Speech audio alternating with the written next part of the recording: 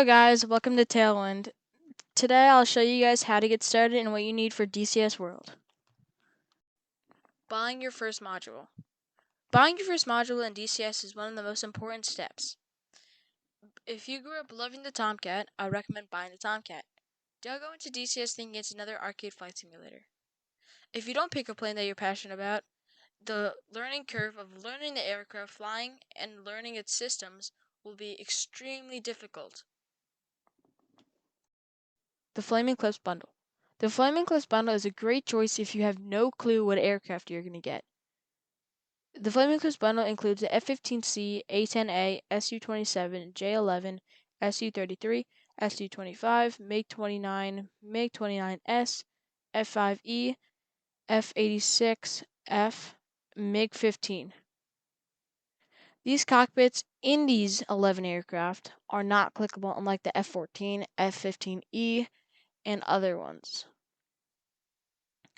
Now remember, even if you're in a non-clickable cockpit, you are still as potent as something in an F-14 or F-18.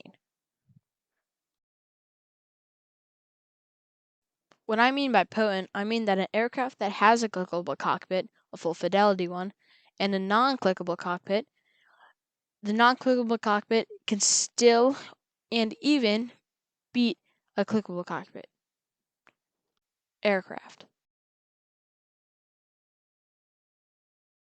PC specs. When you download DCS World, you're prompted with two options. Either download DCS World Open Beta or download DCS World. The benefit of downloading DCS World is that there's less bugs and smoother gameplay. The downside of downloading it is that most aircraft and modules and tech packs are released to DCS World Open Beta first, only then being released to DCS World. The benefit of downloading DCS World Open Beta is that you get most packs and most modules first. The downside is that there's a lot of bugs and usually is a lot glitchier than DCS World.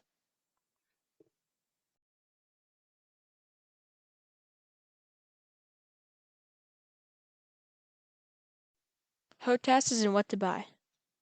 When starting DCS World, I recommend getting a HOTAS. HOTASs stand for hands-on throttle and stick.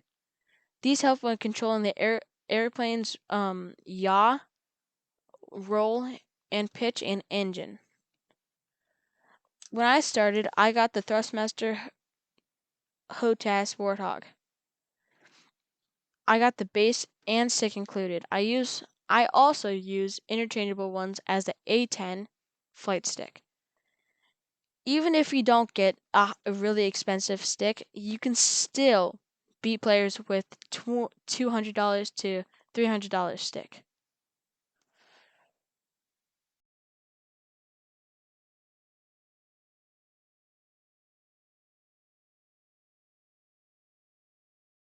Rudder pedals. Getting into DCS, you probably think you need rudder pedals. They're not as necessary as getting a HOTAS, but they can make the flight a lot more realistic, especially if you're flying P-51s, P-47s, FW-190s, and all World War II piston engine planes. They help with control and taxiing.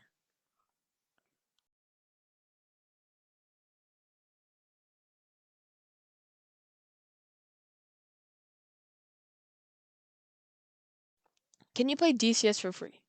Absolutely. Absolutely you can. You can play DCS for free by downloading it right now and getting the free Caucasus and Marianas map. With this, you'll get that free Su-25 trainer version and the T-51, which is the unarmed version of the P-51. An extension to this is community-made mods. Community-made mods are extremely well done and bring free mods that are not made by Eagle Dynamics.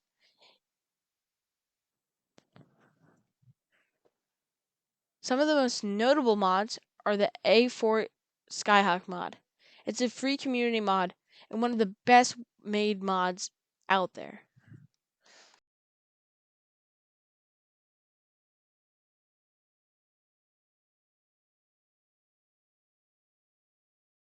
DCS free trials and risk of downloading mods. Free trials is you can trial a module that Ecodynamics has released for 30 days before it gets disabled, and then you can only trial it back again for 6 months previously. The risk of downloading community-made mods is that sometimes it can be the community who makes them does not check them regularly and eventually become corrupt, and putting that into your DCS computer is not the smartest thing to do. Also take notice that the skill of actually installing a module, or in this case a mod, you have to be extremely good with computers, because one wrong thing and you could lose most of your things, and then you'll have to restart the entire process. Campaigns and mission editor. Let's start with campaigns. Campaigns are man-made community missions with multiple missions, including battles, air to ground, and other things. These missions are usually handcrafted and usually put at least about a year or 6 months work into. Mission editor. The mission editor is extremely useful thing, using to make missions and to make little battles. You can use the mission editor by making a mission, making a carrier landing, or making a bombing mission. Instant action. The difference between instant action and mission editor is that instant action gets you right up into the battle. No need to take off from a carrier or start your engines. You just get right up into it.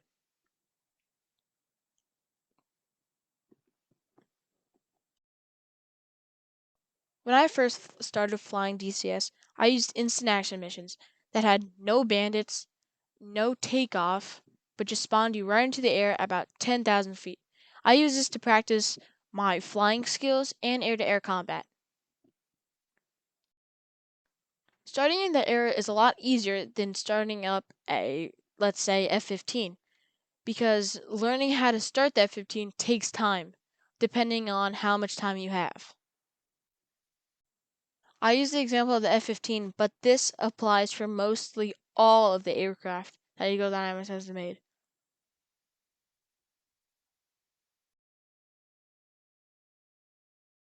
Getting back to the basics, the learning curve can be very challenging. Flying, using the weapon systems, radars, and then eventually air-to-air missiles, air-to-ground missiles, bombs, and then starting up taxiing and engine starting.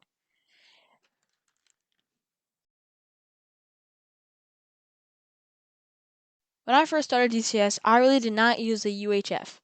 This can help from carrier landings to refuelings to landings and all other sorts of things.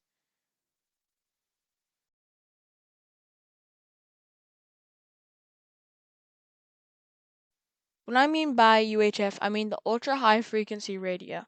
It's an onboard communication system that helps talk to planes, aircraft, and people on the ground, especially AWACSs. This can help find people, help get to places, and many other things.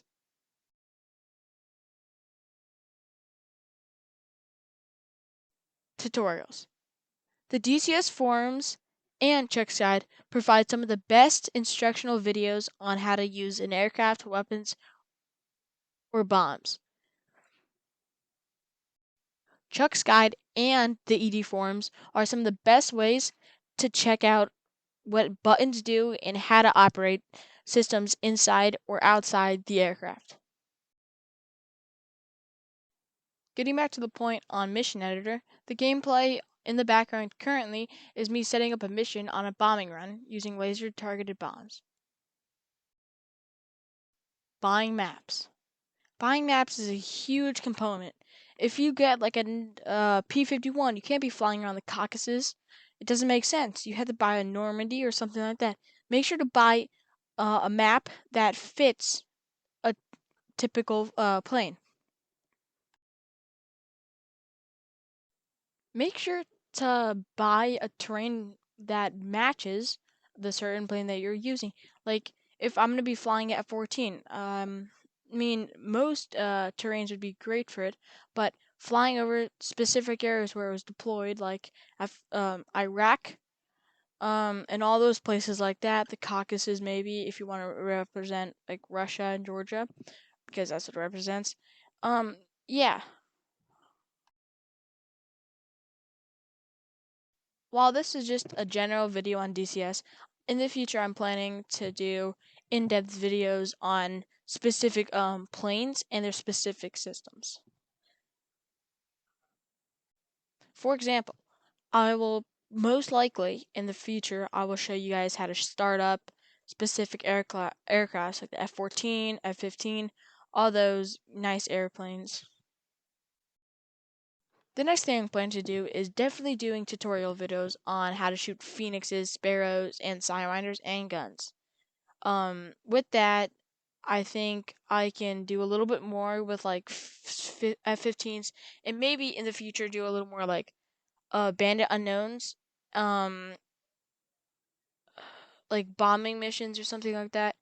Um, and eventually, uh, if those turn out good, another